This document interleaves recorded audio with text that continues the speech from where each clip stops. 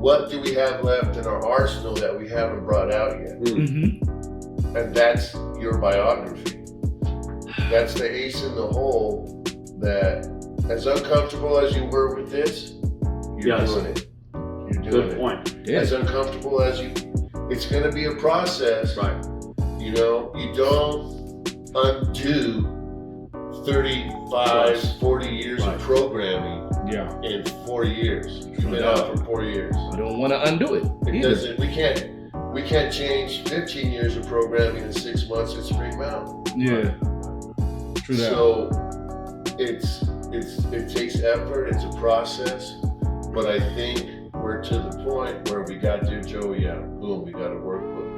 We got Dear Mom out. Boom, we're having a companion guide of some sort. I've been reading the letters, making notes. Excellent. So, real quick, on the Dear Mom, all the letters are like regret, remorse, redemption, kind of a thing where I'm sorry, I didn't, you know, this is, I wish I'll do better when I get out and this kind of thing. And then you get to this one letter.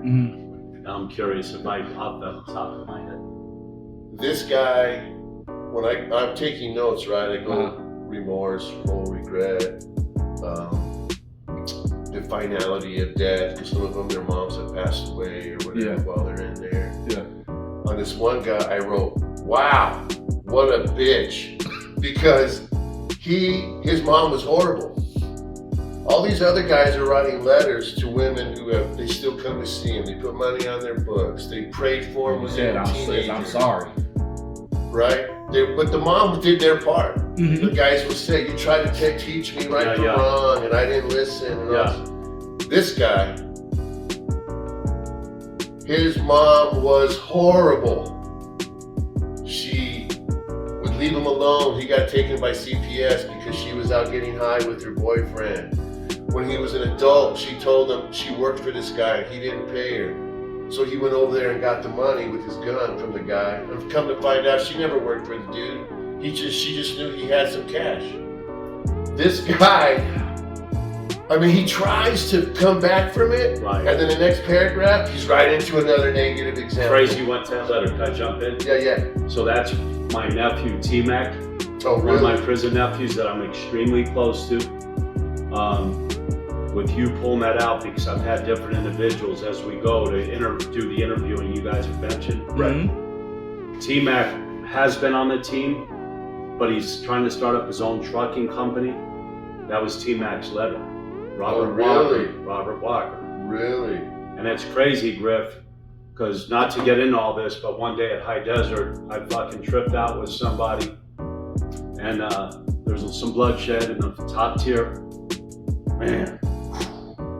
Takes you right back. Yeah. Oh. And so all the guys are yelling, and the guy's trying to get away from me.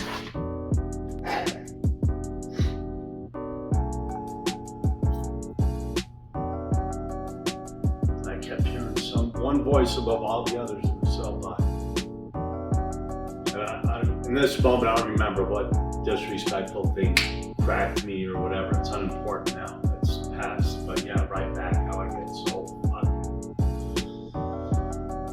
So he's trying to get away from me at that point, even though he initiated it. And I gotta say it, he initiated that shit, right? I mean, and the whole fucking cell block's kind of fucking, tripping. Right. And high tone, they call it. because I was always trying to keep it down. Once I got out of Max, you guys, I was now focused kind of on it, crossing the finish line, trying to get out. I carved my way out there, on the Max system. Hey man, please don't fuck with me. I'm not joining your gangs, no matter what anyone says or does, right? But you're gonna respect me. So. And that didn't come easy. And that's okay. That's okay. But then when I got here, after however many years of being out here, right, initially, and then it was trying to make that transfer over to just trying to bring peace, trying to do whatever, because I always meant that, Griff. I was always trying to, but you don't walk through a fucking war zone singing Kumbaya, you know? It Right. just, And expect to come out. honestly, the other side. truly, it don't necessarily work that way. The one fucking voice, and he don't even know it to this day. Had all the guys yelling and fucking this guy at that point trying to get away from me. Mikey D, bring it. And it was fucking T-Mac, the one that wrote the letter about his mom. My nephew, T-Mac, and I poured in a lot of them fucking guys, but it was, again, his letter. And he was yelling to try and get you to stop. He was trying to snap me out of wherever he knew that I went. And ultimately it did. It ultimately, and I'm glad you brought that up, because to this day you don't even know. Because if not for him, that, like maybe some of the other things could have caught the cemented, case. Right. could have cemented me never getting out, because everybody knew, and at that point I didn't give a fuck about the gunners or any of that. I was just. Now, how did that get? Did the cops show up and put everybody down that was involved in it, or what? It was just me and one other guy, actually. So, but then everybody diffused, and Yes. you didn't get a write up for it or nothing. No. The whole time. Nope. Okay. I got whatever happened. Blah, blah. Now, Anyway. when you were talking about it, instantly, just you recalling the memory, it impacted you. Heavy. I Right. know I did. I Right. And for whatever reason.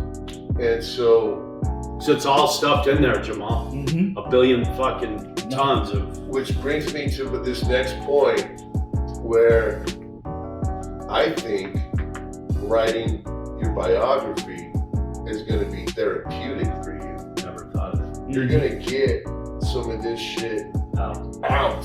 never thought of it. Instead of every time you make a recollection or a memory, it pops its head up and comes out, and you're like fucking almost caught off guard by it. My own. Right.